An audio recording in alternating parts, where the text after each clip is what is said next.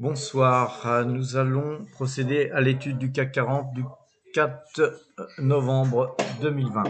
CAC 40 qui a explosé encore à la hausse aujourd'hui de plus 2,44%, avec une clôture à 4922,85, donc très très belle clôture.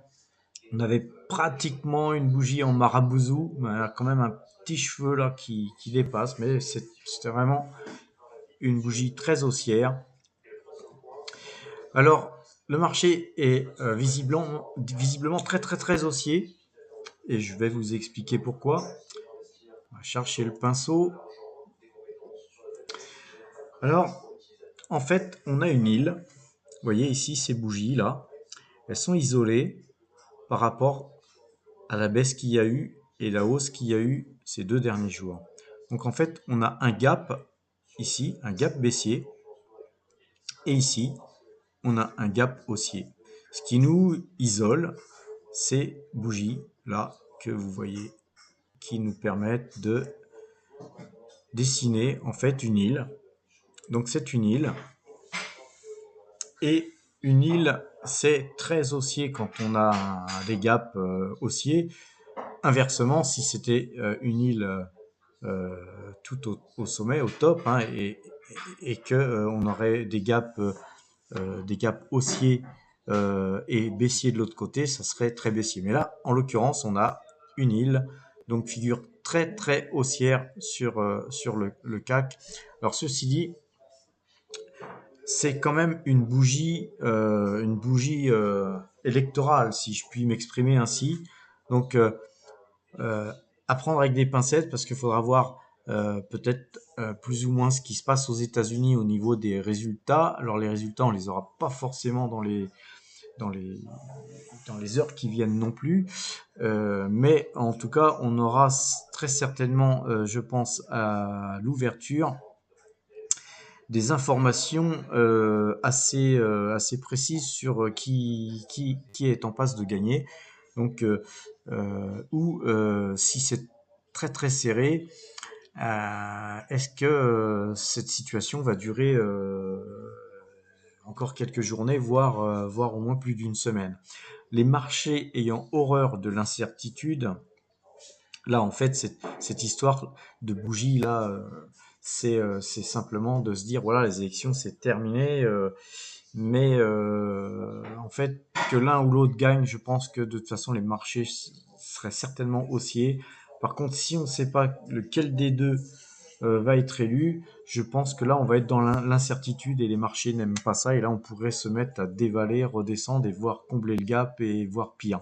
Donc dans cet état de pensée, j'ai calculé le point pivot, et le point pivot c'est 4805,61. Donc si on cassait 4805,61, ça serait donc 4805,61, ça serait à peu près par ici. Ça serait une première alerte pour se dire attention, le marché il commence à baisser, et donc dans ce cas-là, je préconise encore une fois le 5 minutes pour se caler dans le 5 minutes tant qu'on est dans cette zone donc du point pivot.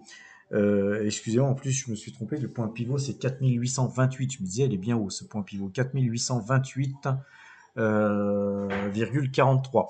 Donc à 4828,43, on serait plutôt baissier, mais on pourrait se mettre sur 5 minutes pour se dire voilà, le marché repart à la hausse, et on pourrait éventuellement rebondir vu qu'on a une île en bas, faut pas l'oublier.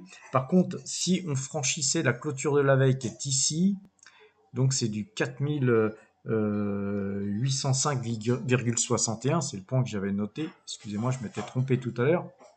Et donc là, on serait d'autant plus baissier, mais c'est quand même une, une forte résistance, c'est un support, je veux dire, qui, euh, qui serait certainement très fort, et qui permettrait, pourquoi pas, un rebond là-dessus. Et par contre, si on cassait les 4658, qui serait le point DMI à 4658,3, ça serait DMI qui se mettrait vendeur, et dans ce cas-là, on serait vraiment vendeur sec, parce que là, vraiment, sur ces points-là, ce serait réellement un retournement. Donc soyez prudents, demain, ça risque d'être sportif, le marché risque d'être très volatile. Alors concernant les valeurs, on a pratiquement que des très belles hausses. Alors on a évidemment quelques petites baisses, hein, comme BNG Food, parce que effectivement ça avait pas mal monté aussi. Donc il y a aussi des prises de bénéfices. On voit là tout un tas de valeurs qui montent beaucoup, notamment Apple qui prend plus de 4%. Donc j'espérais la revoir à 96. Bon, j'ai pris une ligne un peu plus haut, mais si elle allait à 96, tant mieux, je renforcerai ma ligne. Mais là, visiblement, je pense qu'on n'est pas prêt d'aller voir ça. Sinon, toutes les valeurs montent, hein. On a même Celsius qui prend 6%, Thales 5%, Rubis 3%. Bon, c'est la fête, hein. Mais on a quelques valeurs qui baissent beaucoup, notamment NN. Donc là, par contre, quand tout baisse, tout monte autant, je m'explique pas cette baisse. Franchement, je ne me l'explique pas, et on va regarder le graphique quand même. Alors, graphiquement, hein, on voit quand même que la baisse est vraiment excessive par rapport à la hausse qu'il y a eu. C'est plus qu'une prise de bénéfice. Je ne sais pas ce qui a pu se passer pour que on ait une baisse pareille, notamment même graphiquement. Je vois pas. On va quand même voir si éventuellement il y a dans les actualités quelque chose qui se dit sur la valeur. Et en fait, non, il n'y a aucune information sur la valeur. Donc, ben, on va attendre les prochains cours pour voir comment la valeur se comporte. Sinon, on va regarder notre deuxième liste. Eh bien, notre deuxième liste, on voit Amazon qui gagne 6%, c'est pas étonnant. Tesla se replie un peu, mais hier, elle avait pas mal monté. Alphabet qui prend 6%. Ça, c'est un peu normal aussi. Et en fait, Alphabet n'est pas très cher non plus, hein, pour une GAFA. Donc, c'est certainement la meilleure des GAFA à acheter, je pense, actuellement. Et Amazon, bon, bah, de toute façon, c'est bien simple. C'est une valeur qui monte tout le temps. Et on a aussi Oasis, My Stream Partner. Et alors là, je regrette de ne pas avoir acheté cette valeur qui gap et qui prend 9%. J'avais hésité entre Calumet, Oasis et puis une autre, et finalement j'ai pas pris la meilleure des valeurs à acheter dans le secteur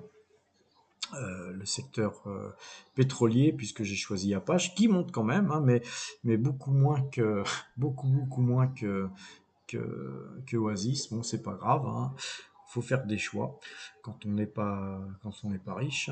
Et voilà. Sinon, voilà, rien de très spécial à dire. On reste toujours euh, dans l'expectative d'essayer de trouver des petites pépites là dans toutes ces valeurs sont des pépites, hein, et en essayant de les acheter à bon compte, mais c'est pas facile, rien ne veut réellement baisser, donc on attend. Voilà, je vous souhaite une excellente fin de soirée, et soyez prudents surtout, et à demain.